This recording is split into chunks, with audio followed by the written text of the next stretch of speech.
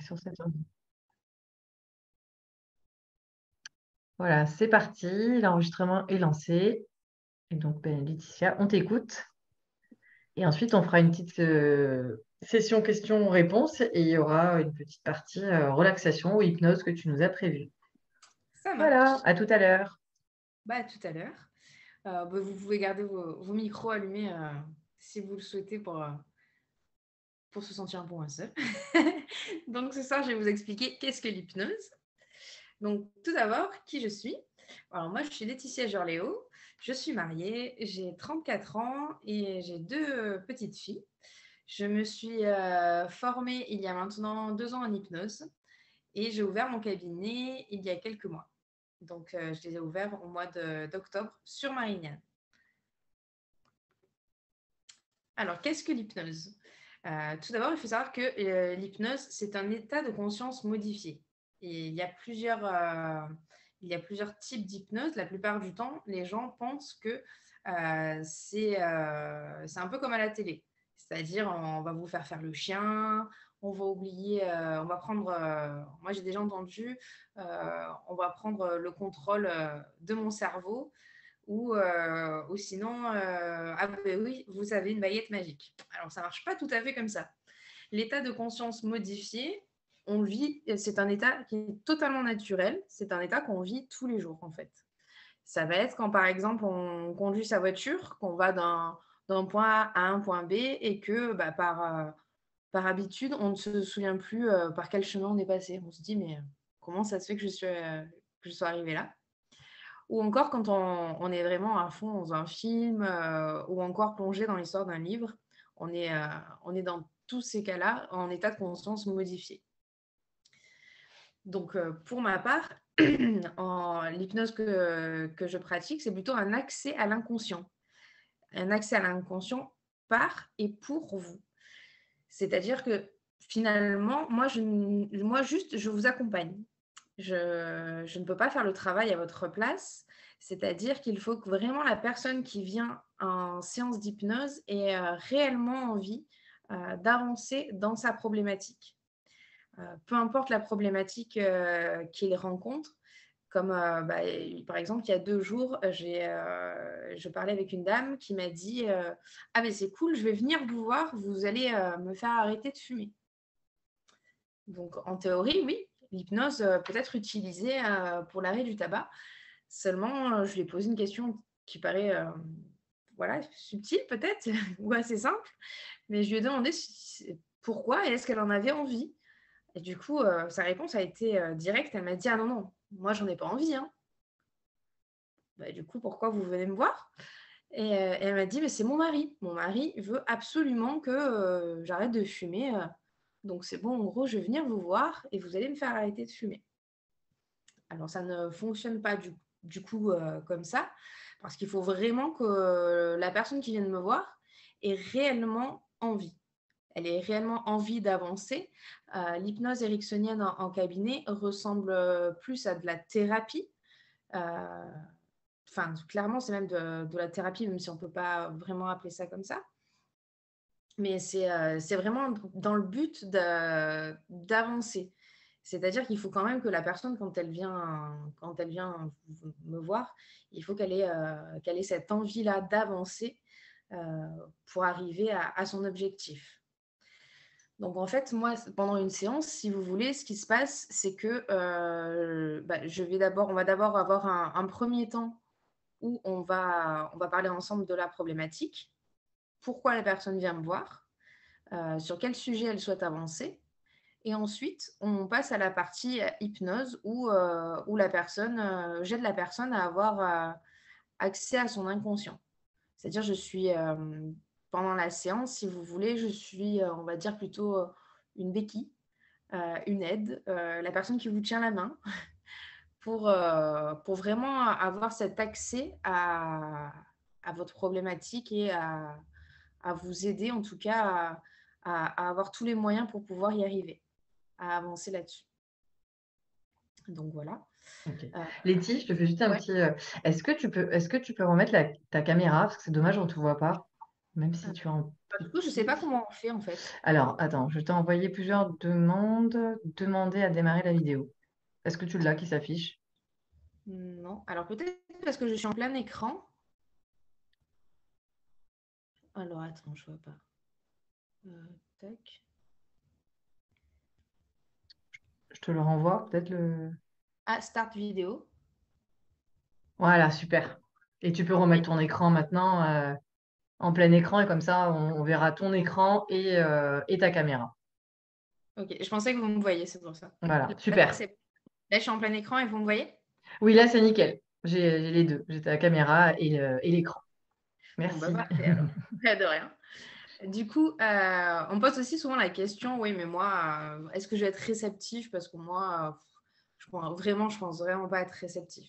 Donc, on en revient un peu à ce que je disais au début, c'est-à-dire vu que c'est un état naturel, que tout le monde y est accès, il faut simplement, bah, finalement, juste vouloir accéder à cet état d'hypnose. Il faut être motivé et vraiment porteur de ce changement et de vraiment vouloir avancer. Sans quoi, évidemment, c'est pas possible. Si la personne, elle arrive, elle s'assoit, elle me dit, je veux pas être hypnotisée, je veux pas être hypnotisée. Bon, bah forcément, ça marche pas. Et puis, généralement, je vous rassure, ces personnes-là, elles viennent pas. Parce que sinon, sinon j'envoie simplement mon RIB et font un petit don, hein, si elles veulent. mais, mais non plus, sans plaisanter, voilà. Je n'ai pour le moment connu personne qui était réfractaire à tout ça, tout simplement parce que voilà, c'est encore une fois, c'est naturel et toutes les personnes généralement qui viennent consulter ont envie d'avancer sur le sujet. Et du coup, pour cette dame qui voulait arrêter de fumer Oui. Ah, bah, et du coup, elle dont m'a c'était dit, le mari. bah, du coup, je l'ai croisée, mais pas à mon cabinet, hein. On s'est rencontrés en dehors du cabinet. Et, du coup, bah, elle a compris que bah, je lui ai dit, je n'ai pas de baguette magique, parce que bah, sinon, ça serait trop simple. Euh, si les gens ne... Enfin, moi, je suis là que pour l'aider. Si finalement, en fait, vu que son but n'est pas elle-même d'arrêter de fumer, bah, je peux l'accompagner à ne pas arrêter à ne pas arrêter de fumer. Mais non, elle a compris que bah, du coup, ça servait à rien, quoi. Ouais, Enfin, il faut que ça vienne d'elle, c'est pas magique, quoi. Mm. oui, c'est ça. C'est pas magique et elle a compris que de toute façon, d'elle-même, elle n'avait pas du tout envie d'arrêter de fumer. Elle l'a dit, hein. Elle me l'a Mm. dit, elle m'a dit, moi, je veux pas du tout arrêter de fumer. C'est mon mari qui fait que de me dire, faut que tu arrêtes de fumer, faut que tu arrêtes de fumer. Mais clairement, clairement, elle n'en avait pas du tout envie. Et à contrario, par contre, par exemple, la semaine dernière, j'ai eu une personne qui est venue vraiment très motivée pour arrêter de fumer parce elle avait justement des objectifs. C'est-à-dire, c'était une jeune maman qui avait envie de montrer le bon exemple à ses enfants, qui voulait également, qui était très sportive et qui se rendait compte que quand elle allait en randonnée, par exemple, euh, elle n'arrivait pas à avoir, au niveau de l'oxygénation, c'était un peu compliqué. Du coup, c'était vraiment son but. Elle est vraiment arrivée déterminée. Et j'ai pris de ses nouvelles là, il y a quelques jours. Et elle m'a dit que ça. Voilà, elle a réessayé une fois de fumer, quand même, parce qu'elle était sortie en soirée. Mais elle m'a dit, franchement, je le regrette. Et puis voilà, c'est bon, c'est terminé. Donc après, par rapport. C'est vrai que je ne l'ai pas noté. Mais par rapport au nombre de séances aussi en hypnose, je ne peux pas dire à une personne quand elle arrive combien de séances elle aura besoin pour un même sujet, je ne peux pas dire la cigarette s'étend, je ne sais pas, la dépression s'étend, parce qu'en fait, chaque personne est différente. Et chaque individu aussi, par rapport à son histoire de vie, va pouvoir avancer plus ou moins vite, mais surtout va avancer à son rythme à lui. Donc, vu que chaque personne est différente, je ne peux pas quantifier du nombre de personnes. Puisque s'il y a une chose importante aussi que je tiens à souligner, c'est que vu que chaque personne est unique, chaque séance l'est aussi. C'est-à-dire, je ne peux pas préparer une séance avant qu'une personne ne vienne, parce que, encore une fois, chaque personne est différente. Et puis, en plus de ça, il y a des personnes qui, par exemple, vont venir pour un arrêt du tabac, mais au bout de 5 minutes de conversation, elles vont plutôt remarquer que ce qui la dérange, c'est par exemple leur relation avec leur mère de quand ils étaient enfants. Donc, à la fin, je pose la question, vous êtes venu pour un arrêt de tabac. Finalement, qu'est-ce qui est le plus important? Parce que là, aujourd'hui, ça n'a pas l'air d'être ça. Et souvent, voilà, ils peuvent changer. La personne qui vient peut changer d'objectif, en tout cas d'objectif premier. Ok. Donc, voilà, rien n'est fermé et tout est fait avec la personne et pour la personne qui vient consulter en hypnose. Après, il y a différents types d'hypnose. Moi, je pratique l'hypnose ericksonienne. Désolée, j'ai un peu froid. Je vais me couvrir.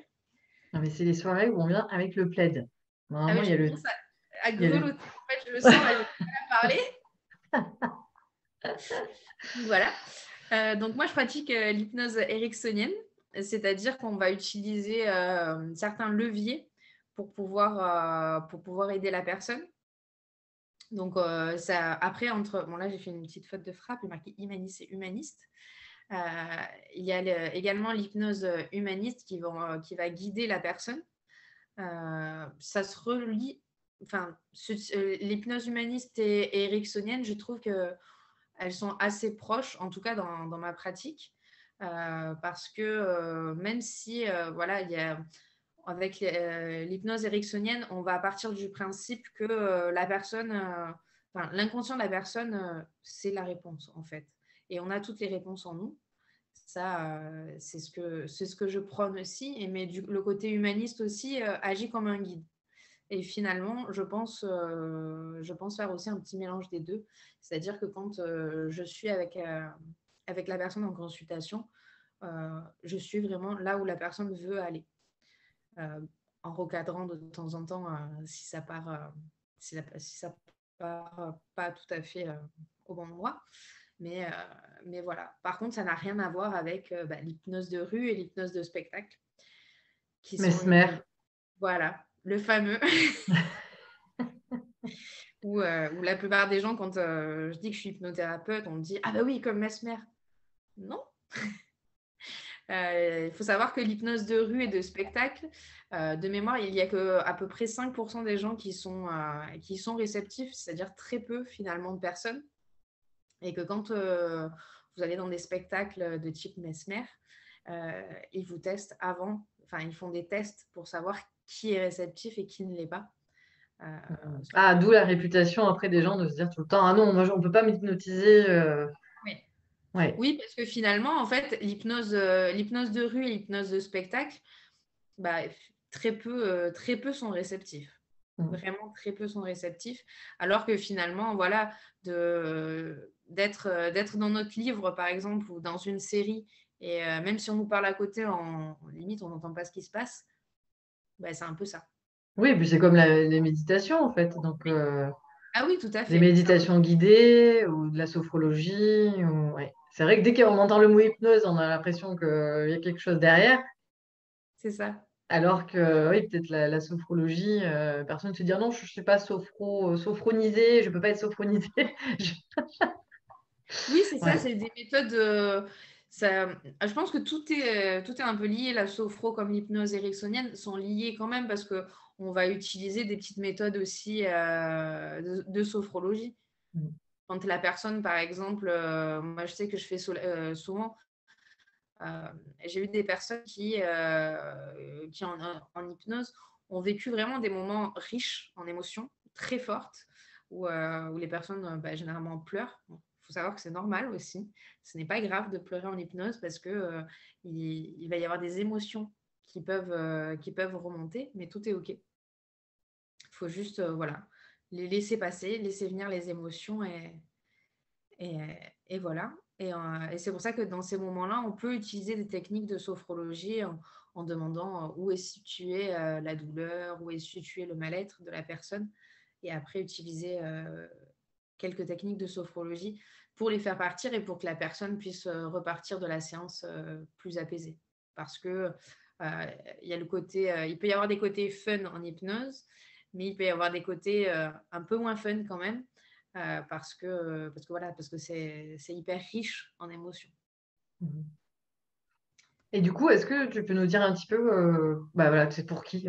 Presque tout le monde, tu vas me dire, mais toi, pourquoi est-ce que les gens viennent te voir? Oui, Quels j'ai fait motifs des principaux? slides du coup, Super. juste après. Donc, j'ai marqué pour qui? Pour presque tout le monde. J'ai noté presque parce que il peut y avoir des psychopathologies où il est préférable que les personnes aillent voir des psychiatres ou, plutôt qu'un hypnothérapeute. Enfin, je veux dire, si la personne a des tendances à la schizophrénie, je pense que la plupart des gens pensent qu'il n'y en a pas tant que ça, mais il y en a quand même un peu. Ou des personnes qui ont besoin d'être, par rapport à une dépression qui peut être forte, euh, je pense qu'il est préférable que la personne aille voir un psychiatre euh, ou s'il a besoin d'un complément, en tout cas médicamenteux, euh, et ensuite viennent me voir par la suite. Mais surtout, ce qui est important aussi à rappeler, c'est que je ne suis pas médecin et que les hypnothérapeutes ne sont pas des médecins. Donc, il faut continuer toute, mais un super mémo. Il faut continuer à prendre ces médicaments si on en a. C'est pas de la magie, c'est Tout pas traitement, tout pour cette traitement doit être continué. Et s'il est arrêté, c'est sous l'avis du médecin traitant ou du spécialiste.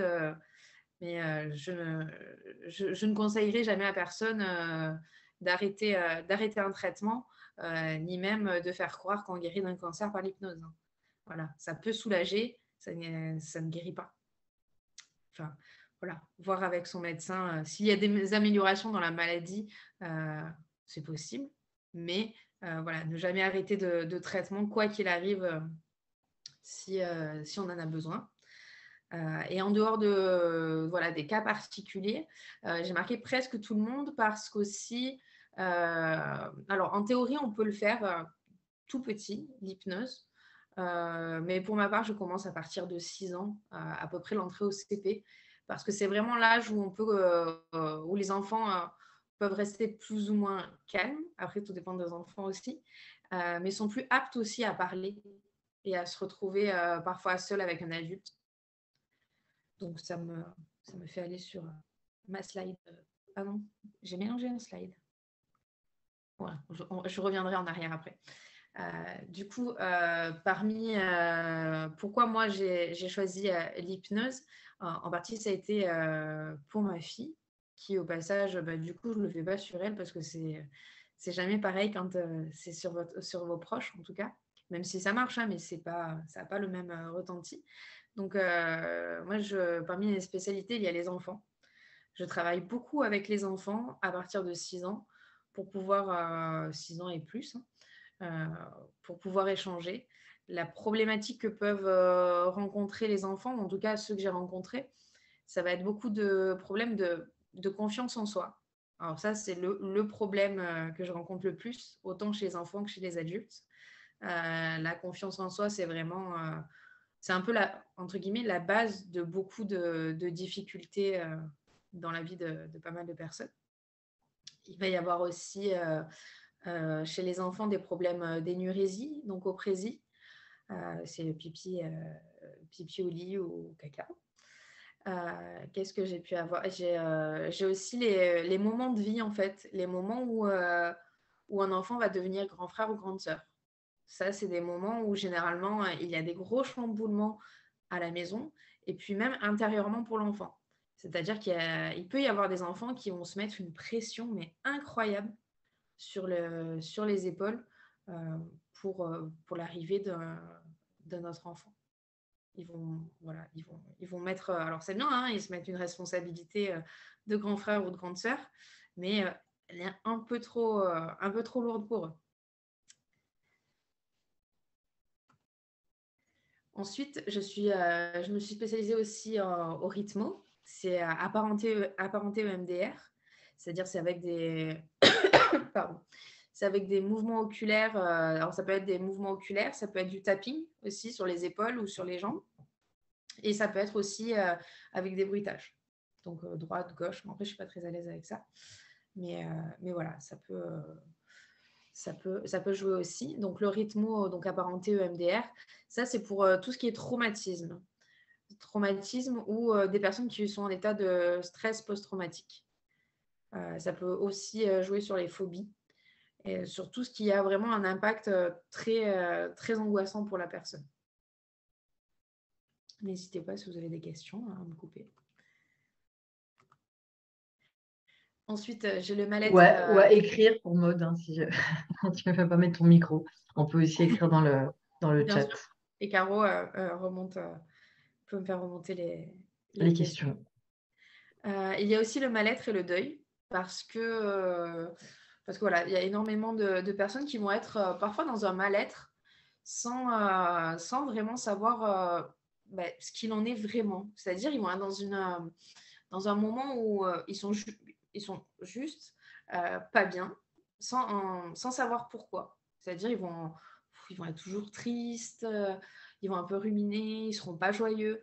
Et c'est vrai que l'hypnose aide beaucoup dans ce cas-là, parce qu'on peut faire des allers-retours dans le temps, dans ce qui a pu se passer dans sa vie. Après, on ne va pas traiter, donc c'est valable aussi pour le rythme, on ne va pas traiter l'événement traumatique, on va traiter les symptômes. C'est important de le dire, parce qu'on ne va pas, enfin, il n'y a aucun intérêt à retourner en soi sur un événement traumatique. Et ensuite, il peut y avoir aussi tout ce qui est traitement du deuil, à condition que la personne soit prête, encore une fois. Hein. Parce que c'est pas parce que vous avez perdu quelqu'un il y a 3 jours, non, ça ne marchera pas. Il faut qu'il y ait quand même il faut que vous ayez quand même vécu votre deuil avec tout ce qui va avec. Et c'est quand ça va être des deuils entre guillemets qui durent, où ça va faire par exemple 1 an ou 2 que vous avez perdu, je ne sais pas, un proche, et que vous n'êtes pas arrivé à aller de l'avant. Là, on peut travailler là-dessus. Mais généralement, il faut savoir que pour tout ce qui est traitement du deuil, la personne va souvent venir me voir avant pour autre chose. Ça va être des troubles du sommeil, ça va être des addictions. Mais sans trop parler du deuil en question. Et à un moment donné, leur inconscient va faire venir la personne quand ils seront prêts, va faire venir la personne pour qui ils souhaitent faire le deuil. En tout cas, ça a été le cas pour une personne que j'ai suivie. On n'avait pas du tout prévu de traiter le deuil. Et pendant la séance, la personne pour qui elle n'avait pas fait son deuil est arrivée. Elle a pu lui dire, du coup, on a dévié là-dessus. Elle a pu lui dire ce qu'elle avait à lui dire et depuis, ça va mieux. Elle a réussi à mieux vivre son deuil. Et c'est vrai que ça, c'est important parce qu'on peut pas. C'est compliqué de vivre avec cette peine intérieure tout le temps. Mais voilà, il faut vraiment être prêt aussi à le faire. Et puis des fois, voilà, c'est juste un petit déclic qui fait qu'à un moment donné, on va pouvoir le retraiter. Et ensuite, d'ici quelques mois non, d'ici 1 mois, je vais être formée à tout ce qui est la périnatalité et au projet de naissance et tout ce qui est l'accompagnement de la femme enceinte. C'est-à-dire, parce qu'on sait très bien que ces moments de vie, quand on attend un enfant, sont des moments de grands changements internes. Souvent, d'ailleurs, on dit qu'on n'est plus du tout la même personne après être devenue maman. On a beaucoup changé. Bon, souvent, on dit avant, j'avais des principes. Bon, et puis, voilà, je te confirme. Mais je le confirme moi aussi. Je pense que chaque femme qui devient maman a besoin de se rassurer parce que c'est vraiment des moments de vie qui, je trouve, sont importants d'être accompagnés. Non pas que pour le côté accouchement, mais vraiment aussi pour tout ce qui va avec. Parce que ça va être des moments de vie où justement en donnant la vie et en préparant en tout cas l'arrivée d'un enfant, ça va être des moments où nos blessures de l'enfance, généralement, vont remonter. Elles remontent soit pendant la grossesse, soit même après, hein, ça continue si on ne les a pas réglées. Mais ça va être des moments très riches en émotions pour les futures mamans et pour les mamans. Et remplis de bouleversements aussi, qui me tiennent à cœur, en tout cas, d'accompagner.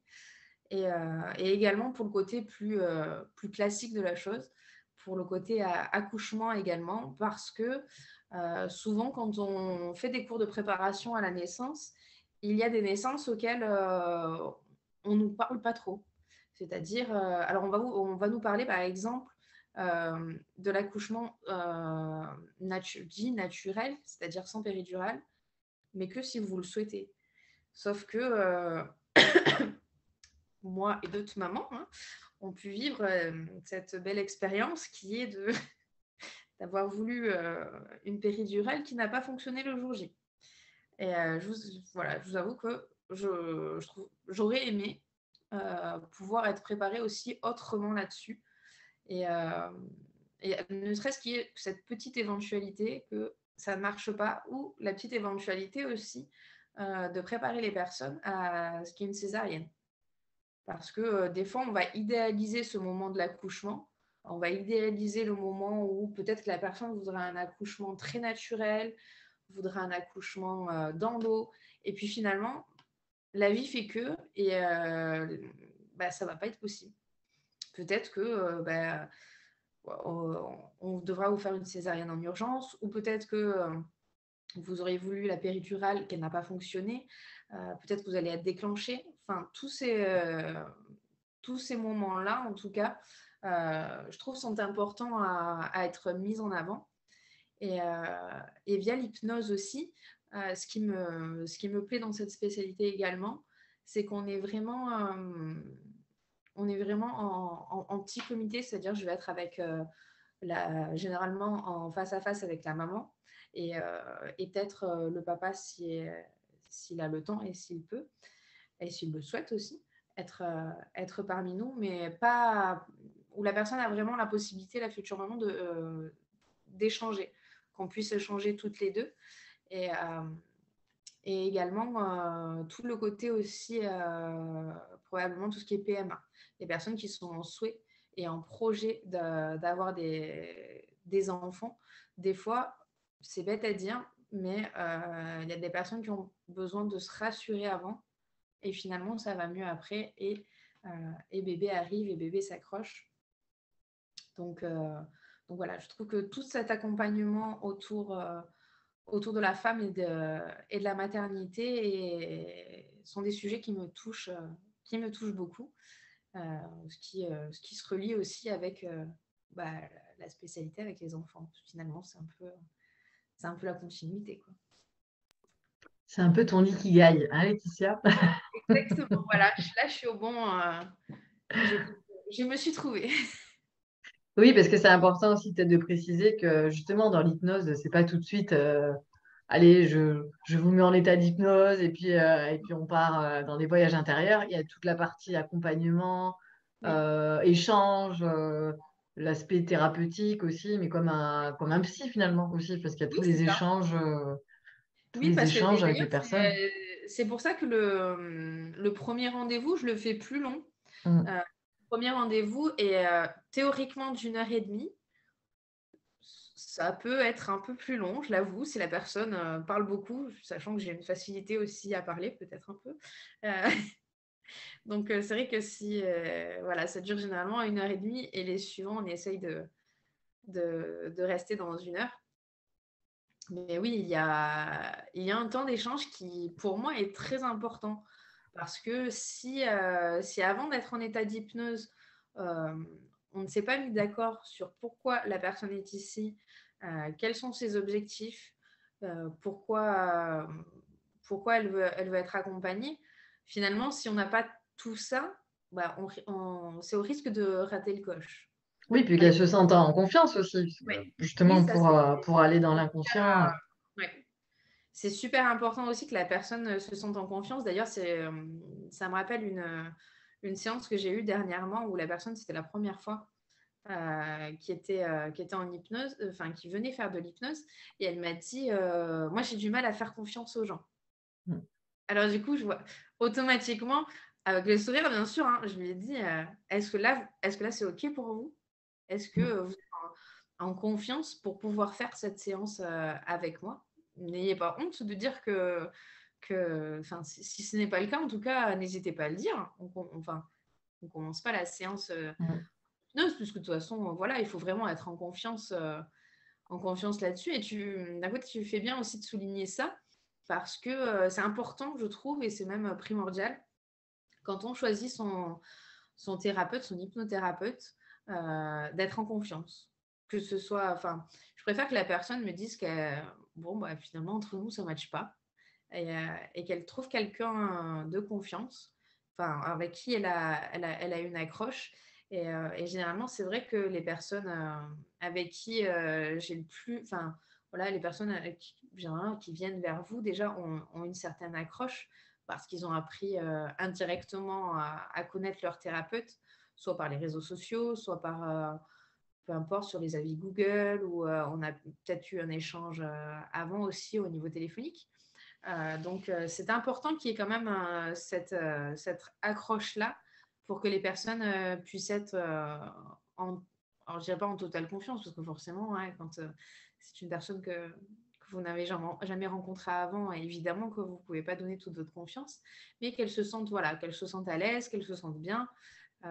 C'est pour ça aussi que je trouve qu'il est important voilà, d'essayer de faire aussi un cabinet qui soit doux pour les personnes qui viennent, pour que vraiment il y ait tout un truc entre le thérapeute, la personne et le lieu de consultation. Mais tu fais aussi à distance?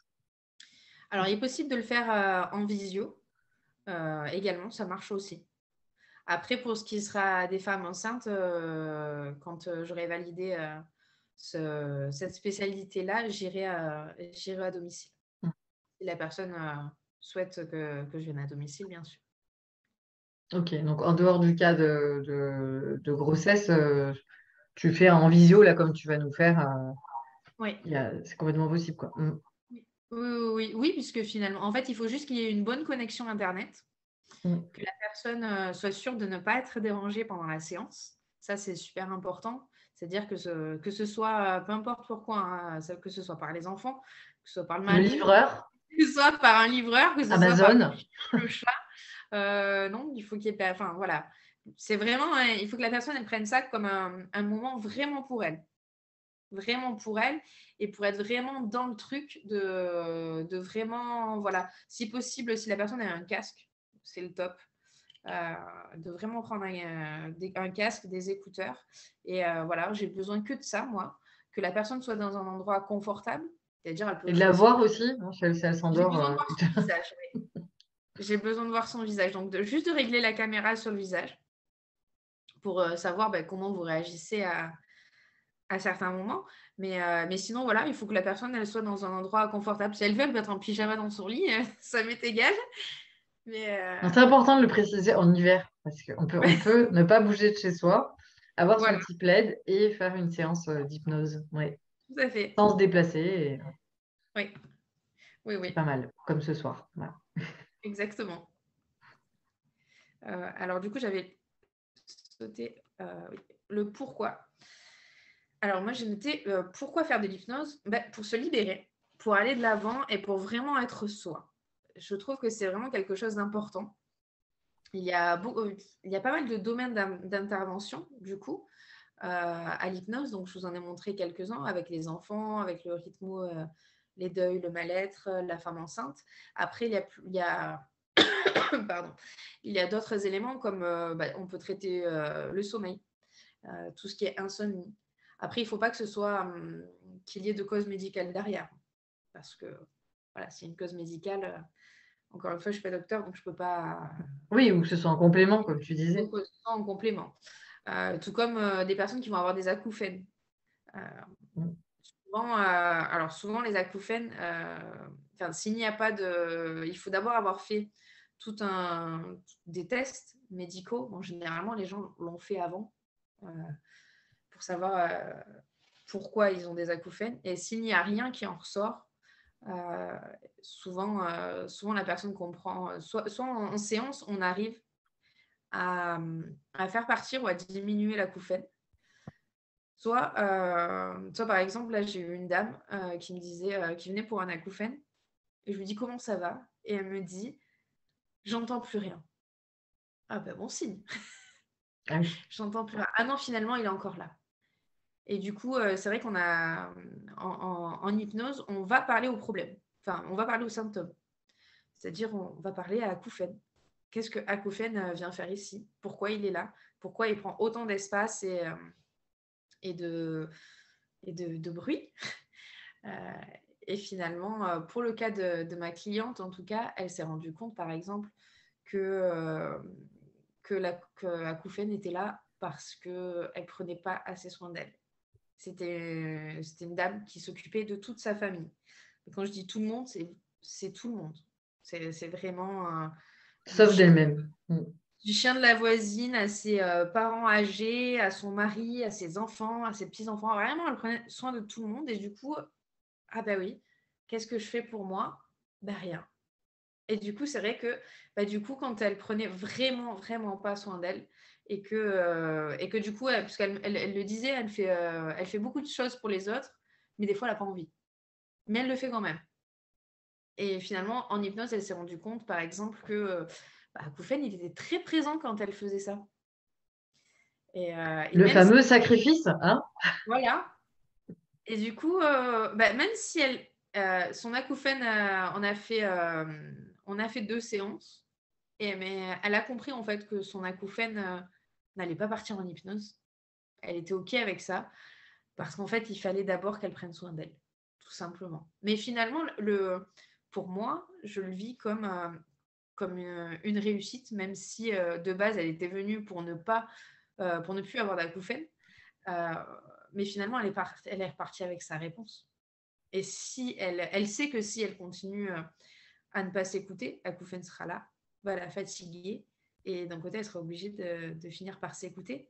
Mais maintenant, elle comprend, en fait. Et je pense que c'était important pour elle. C'était quelque chose qu'elle voulait pas qu'elle voulait pas entendre jusque-là, même si apparemment, ça fait vraiment du bruit.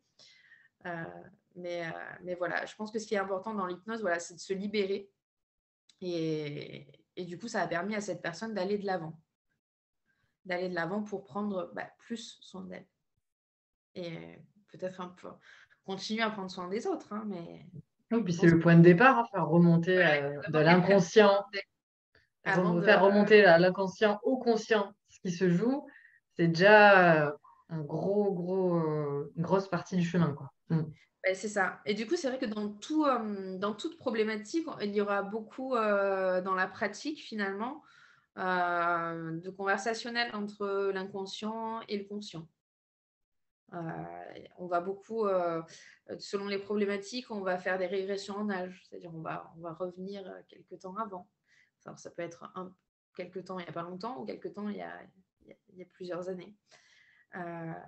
Et après, ça peut traiter. Après, là, on voit beaucoup de problématiques négatives, c'est-à-dire des trucs où la personne ne va pas être bien. Donc, il y a le mal-être, ça peut être des traumatismes, des, pardon, des addictions, des tocs, un manque de confiance en soi, le tabac, la phobie, tout ça. Mais il faut savoir aussi que l'hypnose peut être utilisée pour, euh, pour des objectifs moins, moins traumatiques, on va dire. L'hypnose peut être utilisée, par exemple, dans des compétitions sportives, dans de la préparation de compétition, dans de la préparation à des examens également, euh, pour, euh, voilà, pour pouvoir, Pour d'un côté, améliorer la performance, c'est ça? tout à fait, Mm. ouais, pour améliorer la performance, finalement, on se rend compte en voyant par avance d'un côté ce qui pourrait nous poser problème en hypnose, la personne, vu qu'elle sait, elle va aller d'autant plus de l'avant et elle sait où il y aura des trous et où il ne faudra pas tomber, quoi. Donc voilà, ça c'est important aussi parce que les gens ne s'en rendent pas compte qu'on peut aussi faire de l'hypnose pour des examens, pour des... La préparation mentale? Mm. Oui, ouais, ouais. Ok. Mm. Donc du coup, voilà quoi. Ma petite, euh, ma petite présentation. Je ne sais pas si j'étais longue ou pas. Oui, je parlais quand même. 21h46, oui, oui. Voilà. Et ça, c'est mon dernier petit slide. Donc, à vos questions. Donc, on peut te Y avait... retrouver à Marignane, pour ceux qui sont dans le sud. Voilà, On est pas mal de la communauté dans le sud. Et sinon, par téléphone ou sur ton Instagram pour des séances visio. exactement. Super. Voilà. Écoute, merci beaucoup De pour cette rien. présentation. Je ne sais pas si Maud a des questions ou pas. Mais sinon, tu as été très complète. Oui, quoi, je pense. Comment? La présentation était assez complète. Donc, après, peut-être que Maud a eu des questions, mais là, j'en vois pas. Écoute, on va pouvoir passer à la pratique. Oui. Alors, du coup, ce que j'ai préparé, c'est plus. Alors, je vais me remettre sur. Pour vous voir. Je sais plus comment on fait. Stop share, tu vois en haut. Donc là, tu as mis pause. Et si tu vas juste en dessous, super. Start my vidéo. Ok. C'est tout bon, je te vois. Voilà. Oui, donc voilà, j'ai pas. Alors, je pratique pas de l'hypnose en groupe habituellement. Donc, c'est plus. Ce que j'ai préparé, c'est plus une petite relaxation pour un lieu ressource. Donc, pour ceux qui ne connaissent pas, c'est trouver un endroit où en fait on se sent bien et où on peut se ressourcer quand on est vraiment, voilà, quand on n'est pas à l'aise sur quelque chose, quand on a vraiment envie de se retrouver avec soi-même. Ça peut être pratiqué un peu n'importe où, hein, là où vous avez envie. Là où vous avez envie. Bon, c'est sûr Pas que au volant, hein? Non, pas au volant, voilà, hein, on va éviter. Même s'il y a des embouteillages si vous allez sur Marseille, ce n'est pas une raison. par Euh, exemple. Ni sur les petites routes à côté de chez Caro, parce que. Non, non, non, il y a des sangliers, tout ça. Ouais, c'est pas top. Mais non, si vous trouvez, voilà, même si sur la route des vacances, si vous arrêtez sur un bout, voilà, Ouais, une hypnose flash pour les vacances. voilà. Donc, c'est juste un moment voilà, de relaxation, de sérénité. Et ça peut aussi servir pendant les séances d'hypnose. Parce que souvent, je dis, voilà, si à un moment, ça ne va pas, vous savez que vous avez votre lieu ressource et que vous pouvez y aller quand vous le souhaitez. Puis c'est très bien en hiver, là, on est en mode hibernation, donc Voilà. mode cocooning. Alors, je vais couper mon micro.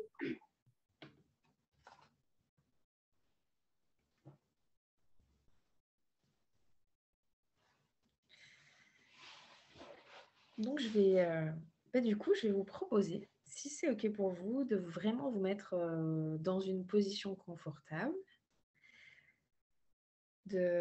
si besoin, prendre un petit plaid, de voilà, vraiment vous mettre le plus à l'aise possible dans une position où laquelle vous êtes le mieux. Vous pouvez boire un petit coup avant ou aller aux toilettes, selon, selon vos envies. Et je vais vous inviter à commencer par fermer les yeux et à respirer et à faire entrer l'air par votre nez et peut-être le faire ressortir par la bouche, de profiter de cet instant de calme et de détente, de calme et de vraiment un moment pour soi, un moment de bien-être, probablement un moment qui vous fait du bien, et d'imaginer peut-être un peu comme des bulles d'air qui peuvent rentrer à l'intérieur de vos narines et vraiment faire entrer en vous tout le positif, tout ce qui peut vous apporter du bien-être, du bonheur. Et à chaque expiration, vous avez la possibilité, si vous le souhaitez, de vraiment faire ressortir tout ce qui ne vous convient pas et de vous concentrer sur cette respiration, cette inspiration, cette expiration, de vraiment prendre ce temps pour soi, de prendre le temps qu'il faut, d'être vraiment connecté avec vous-même, avec cette inspiration, cette expiration. Et peut-être que ce calme intérieur, peut vous rappeler un endroit qui vous fait du bien. Un endroit peut-être dans la nature ou pas. Ça peut être un endroit dans une forêt, près d'un lac, ou peut-être sur le bord de la mer, ou peut-être en pleine montagne. C'est vraiment vous qui avez la possibilité de vous retrouver dans l'endroit qui vous fait du bien.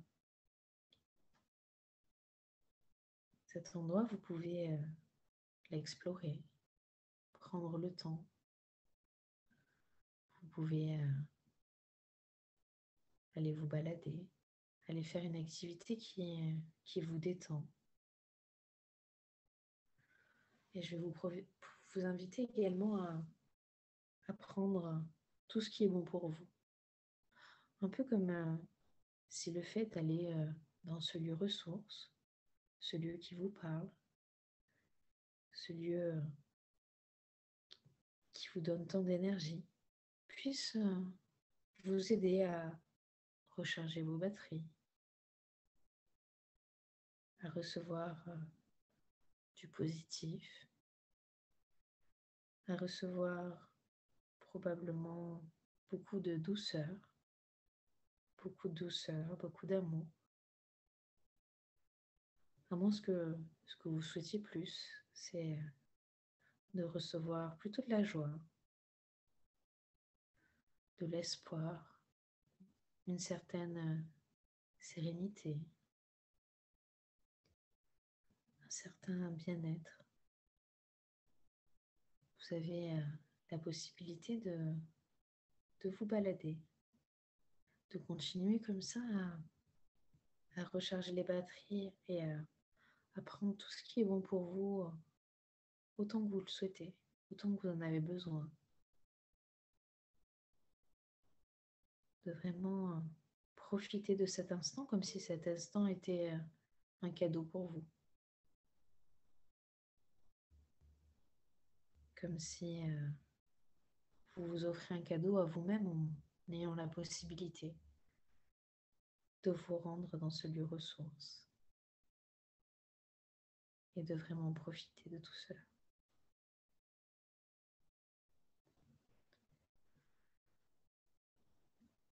Je vais vous laisser la possibilité de continuer encore quelques instants. Cet instant où vous pouvez peut-être vous balader, peut-être vous pouvez marcher, ou simplement vous reposer. De continuer à prendre tout ce qui est bon pour vous. Et d'ici quelques instants, quand ce sera OK pour vous, je vais vous inviter à faire comme une photo de ce lieu où vous vous sentez bien, où vous vous sentez à l'aise, ce lieu qui vous fait du bien. Et en prenant cette photo, vous savez que d'ici quelques heures, quelques jours, quelques mois ou quelques semaines, vous allez pouvoir y retourner. Vous allez pouvoir y retourner et profiter de nouveau de ce lieu ressource, ce lieu qui est unique, ce lieu qui est le vôtre.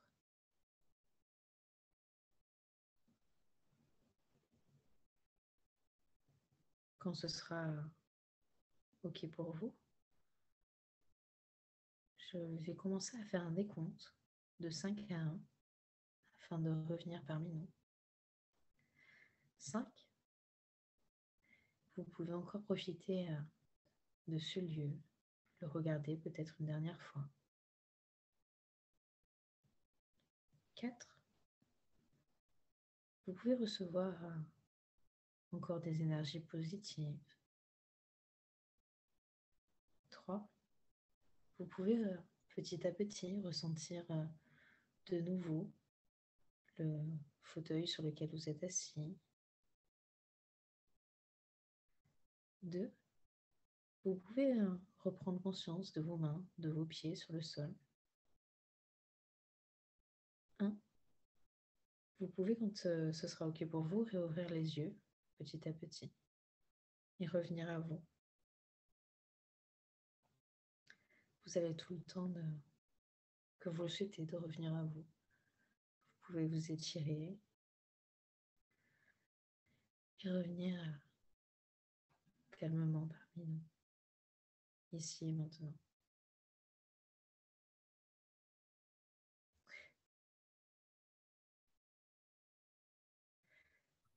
J'espère que ça va pour vous.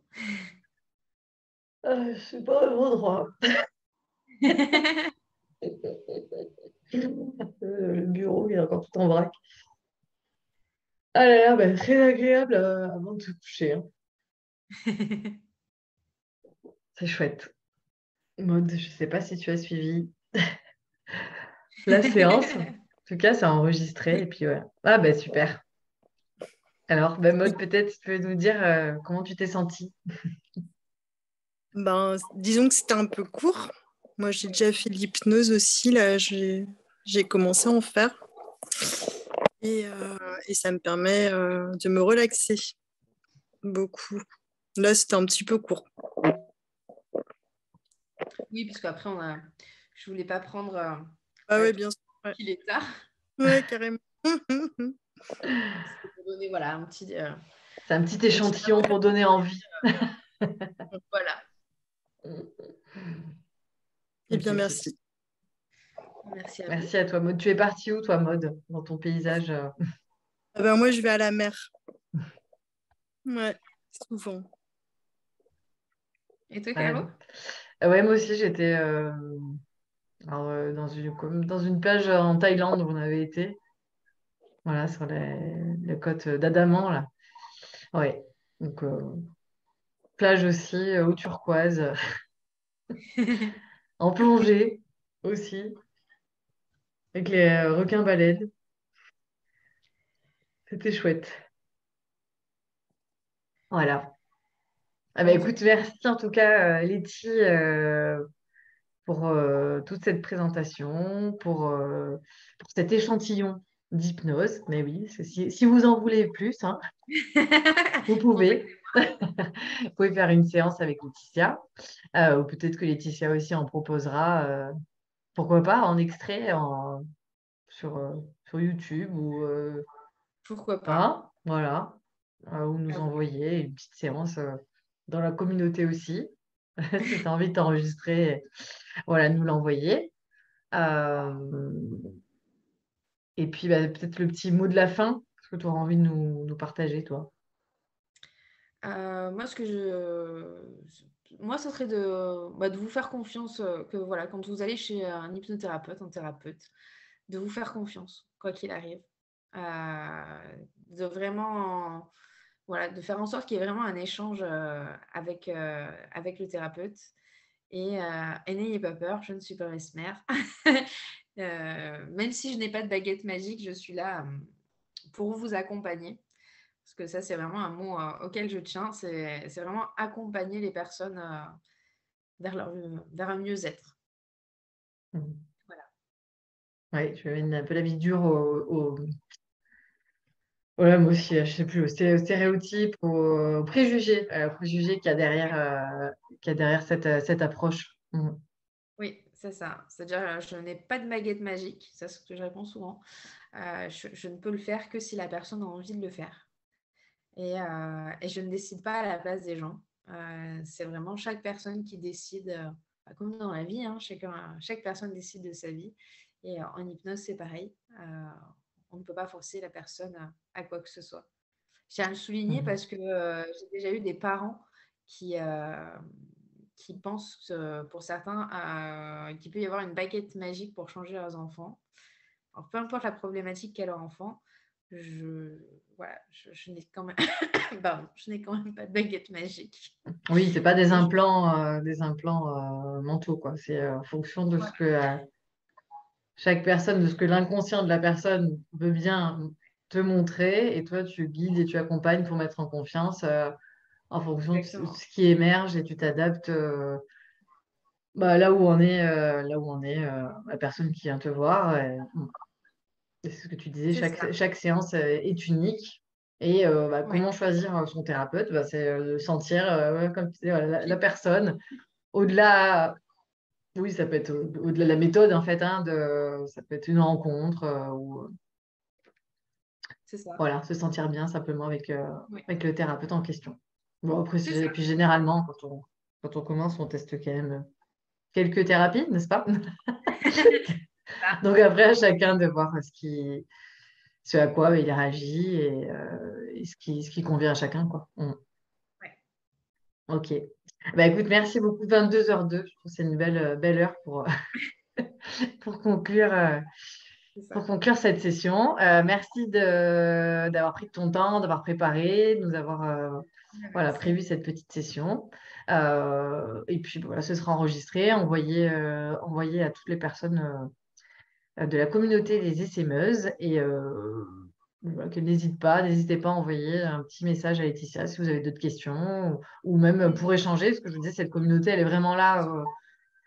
Alors, ça peut être pour prendre une séance avec Laetitia, mais ça peut aussi être pour échanger, pour rencontrer et discuter autour de cette pratique, ou même peut-être une personne qui aura envie justement de s'y former. Bah, là aussi, elle peut venir en discuter avec toi. Euh, c'est Tout à fait. complètement créé pour ça. Bon, ben, Exactement. bonne soirée, bonne nuit à toutes les Merci. deux et à toutes en fonction de quand est-ce qu'elles le regarderont. Bon, ce ne sera pas le soir, à mon avis. Peut-être dans la journée, mais voilà. C'est ça. Merci.